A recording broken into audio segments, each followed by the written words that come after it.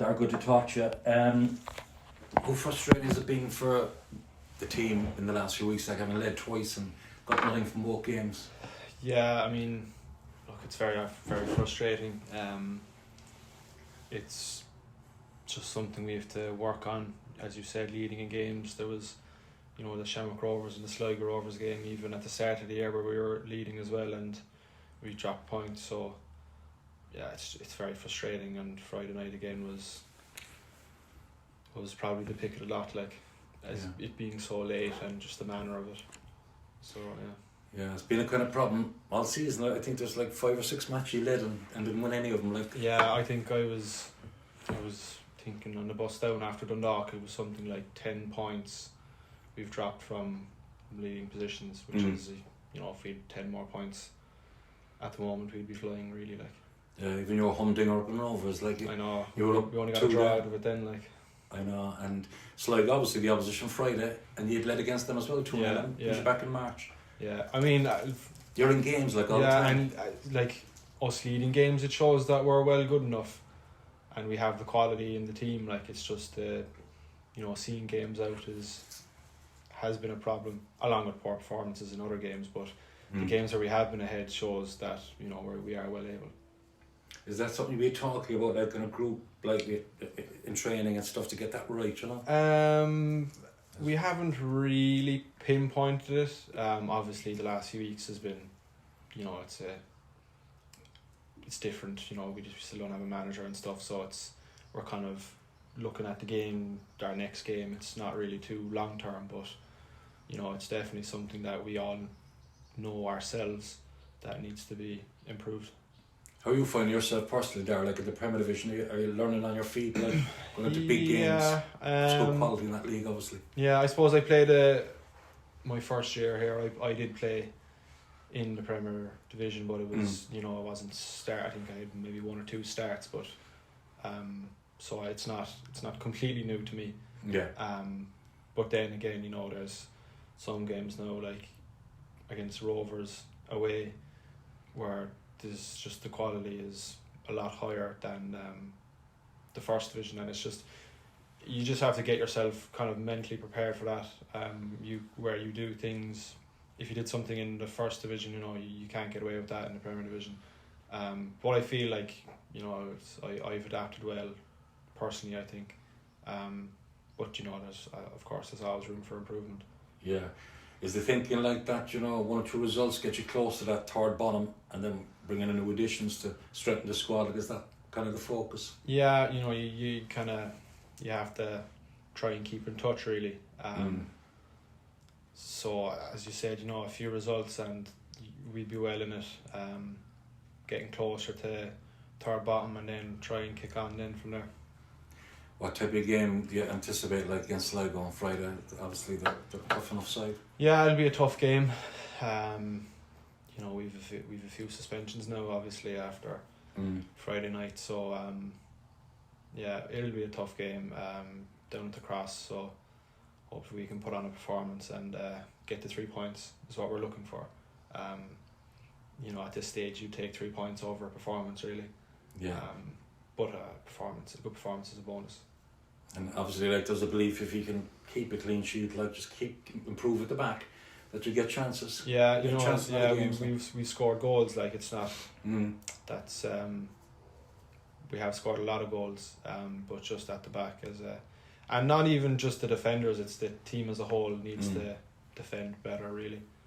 Yeah, despite where you are, I enjoy your football and thinking that there's a belief that you start to climb. Yeah, I am enjoying it, to be honest. Obviously not as much as I'd like to be. It's it is tough. It's tough personally, when after losing a game Friday night now, you have to go home and you don't forget about it straight away. It sort of sticks with you for a while, but then you can't dwell on that too much, really. Come Monday morning when we're training again, you have to forget about it and look forward to the next game. Good luck Friday, Darragh. Thanks. Just 1 or 2 for me, Darragh. Have you ever played centre half? I played centre half once, 2 years ago, when we had this similar sort of situation where we had, I think we had couple injured and suspended myself and Alec Byrne to play centre back at home against Shells. So I wouldn't say it's a position I'd be familiar with, but in the current situation with 3 lads suspended, yeah, look, and you're the big lad. You're capable of looking after yourself. You might be shunted in there on Friday. yeah, night. it could be. I don't know really what the story is. To be honest with you, we won't know till Thursday. So, look, if I have to play centre back, so be it. I'll do my best. Try and keep a clean sheet, and we work from there. You were doing really well, I thought, in the first 2 games of the season. Then you disappeared off the team for a while. Was there an injury problem or something, or? There was a slight injury problem. There was. It's still at me now. Just my ankle. I went over it against Sligo actually. In that game, so that probably did affect my my performances. But yeah. And you mentioned the experience.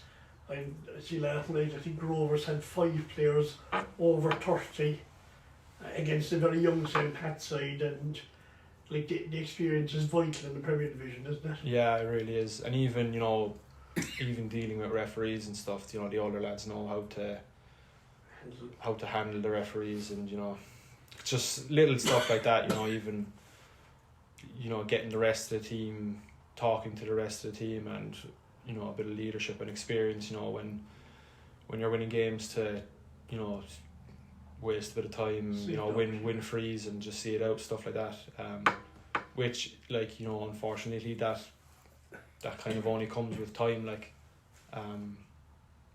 but yeah, that's it. Alright, keep up the good work. Thank you. Thanks. Thanks, Darragh. John, I'll let you jump in there if you have anything. Sorry, 1 second. Unmute you. When is Noel back? Trevor. Noel, he's Are we good? You okay, John? Yeah? Can you hear me? Yeah. Can you hear me? missing Friday night. Right, Darragh, how you doing? John here. Yeah. How you doing? It's just on that point about talking to referees, do you feel from your experience of it so far that sometimes you're more likely to get the benefit of the doubt from the referees if players are actually talking to them or certainly pressurising them? Possibly. That happens at every level, really. Even if I don't really know what to say, to be honest. I think sometimes it happens with the more experienced fellas. They know how to talk to referees. They're not just shouting at them. But I personally, I don't know, does that influence referees? I'm not a referee. I have never had that happen to me, but I don't really know. What I mean is, can teams be too quiet? You know what I mean? Is it for the day who maybe shout loudest seem to get on them, or they may think, if it's 50-50 challenge, they may get the benefit of the doubt out of it? I don't know. Sometimes it does seem like that. Who shouts the loudest, and if you think you get fouled, and if you jump on the floor and shout, you might get the foul even if it's not. But as I said, that happens at every level. It's not just our division. But sometimes reactions and overreactions can, I feel, have an influence on referees. You'd have to ask them themselves, does it influence them? But that's sort of my... But it's certainly, you have a case in point, I suppose, with Friday. Richie sort of had cited that the fact that a challenge happened right in front of the dugout, there was a major reaction. Yeah, there was, from their bench. But again, would the referee have given him a red card if they didn't? Only he knows. So. Okay. And just, I suppose, on Sligo, probably seems a good long time ago, you were up in the showgrounds, and it was, I think it was the week that you'd scored that goal in Tala. Like, what are your thoughts on Sligo having played them this year?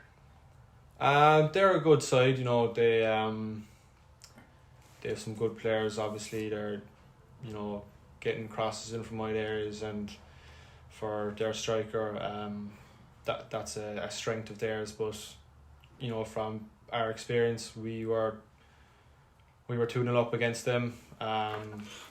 So that's something that we can take, you know, positives from. That, you know, we were kind of 2-0 up, and it wasn't an unfair result really at the time. Being 2-0 up, we were, you know, deserved for our 2 goals. But again, as I was saying earlier, it's seeing out the games. You know, we conceded 2 goals. I think one was a penalty towards the end. But yeah, you know, like it'll be a tough game. All games in this division are tough.